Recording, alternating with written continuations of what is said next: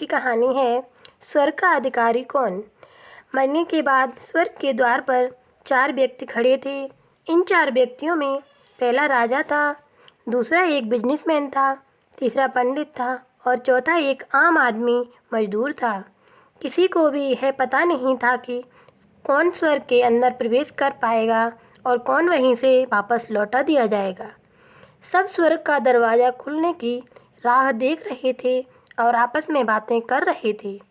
जैसे कि राजा को मरने से पहले से ही आदत थी, उसने अपनी बात सबसे पहले बताई।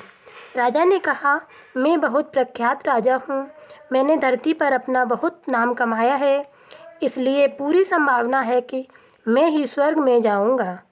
फिर व्यापारी ने अपनी बात सामने रखी। वह बोला, मैंने धरती पर खूब धन कमाया और उस धन से मैंने सैकड़ों लोगों की मदद की, इसलिए मैं ही स्वर्ग का हकदार हूँ। अब बारी थी पंडित की, तो पंडित ने मुंह खोला और सबको यह कहा, चाहे तुम जो सोच लो, लेकिन यह बात तो तय है कि स्वर्ग के दरवाजे खुलने तो मेरे लिए ही हैं। सब जानते हैं कि पंडित दिन रात भगवान को याद करते हैं, इसलिए स्वाभाविक है कि स्वर्ग में पंडित का स्वागत किया जाए। जब सब ने अपना अपना पक्ष रख दिया, तब सबकी नज़र उस मजदूर पर थी जो चुपचाप अपनी नज़रें नीचे झुकाए बिना कुछ बोले वहीं खड़ा रहा। स्वर्ग का दरवाज़ा खुला और वहाँ पर एक देवदूत आकर खड़े हो गए। देवदूत के हाथों में एक पुस्तक थी जिसमें इन सभी के कर्मों के बारे में लिखा हुआ था। देवदूत ने सबसे पहले राजा को अपने पास बुलाया और उसको पूछा, तुम बताओ, तुमने अपने जीवन में क्या क्या अच्छे कर्म किए हैं। मैं उन्हें इस पुस्तक में देखकर फैसला करूंगा कि तुम्हें अंदर आने देना है या नहीं। राजा ने कहा, मेरा राज्य जितना बड़ा था उतना ही समृद्ध भी, और मेरी राज्य के सभी लोग खुशहाल थे, सभी बड़े आनंद से रहते थे। मैंने उन्हें कभी भी किसी भी चीज़ की कमी नहीं होने दी। यही मेरे अच्छे कर्म हैं। देवदूत ने अपनी पुस्तक में देखा और देखने के बाद राजा से कहा, तुम सच बोलते हो।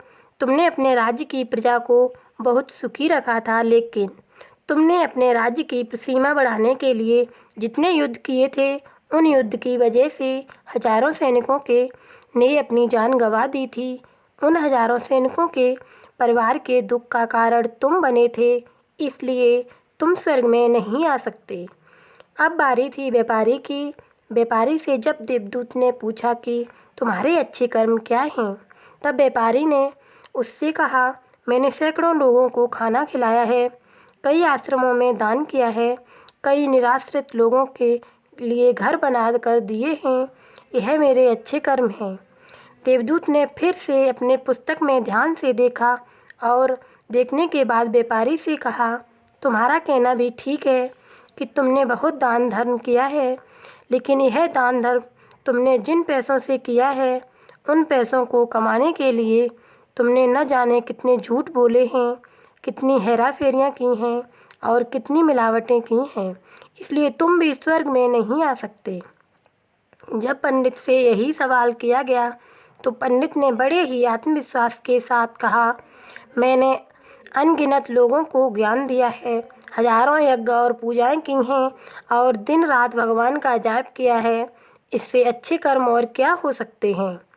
देवदूत ने अपनी पुस्तक के अंदर झांक कर देखा और पंडित से कहा, आपने जितने भी लोगों को जो भी ज्ञान दिया है, उन बातों पर खुद कभी अमल नहीं किया। आपने यज्ञ पूजा या भगवान का नाम निस्वार्थ भाव से कभी नहीं लिया, इसलिए आपका भी स्वर्ग में आना प्रतिबंधित है। मजदूर यह सब देखकर हैरान था। वह अब तक जिन्हें महान समझता आ रहा था, उनकी व्याख्या स्वर्ग के दरवाजे पर आकर बदल गई थी। धरती पर जिन कर्मों को अच्छा समझा जाता है, उनका यहाँ पर कोई मूल्य नहीं था। यमदूत ने जब इस मजदूर को अपने पास बुलाया और इससे पहले कि वह उससे कुछ पूछते कर्मों के बारे में, मजदूर बोल पड़ा, प्रभु, मैं जानता हूँ कि मैं भी स्वर्ग में आने के लायक नहीं हूँ, लेकिन मैं फिर भी एक बार बाहर से ही स्वर्ग को झांक कर देखना चाहता हूँ। बस इससे ज़्यादा मेरी कोई इच्छा नहीं है।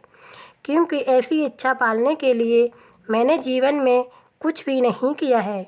मेरा पूरा दिन मेहनत करता और जो भी पैसा कमाता उन्हें अपने परिवार के पालन पोषण में खर्च कर देता, इसलिए दान धर्म के लिए कुछ बचता ही नहीं।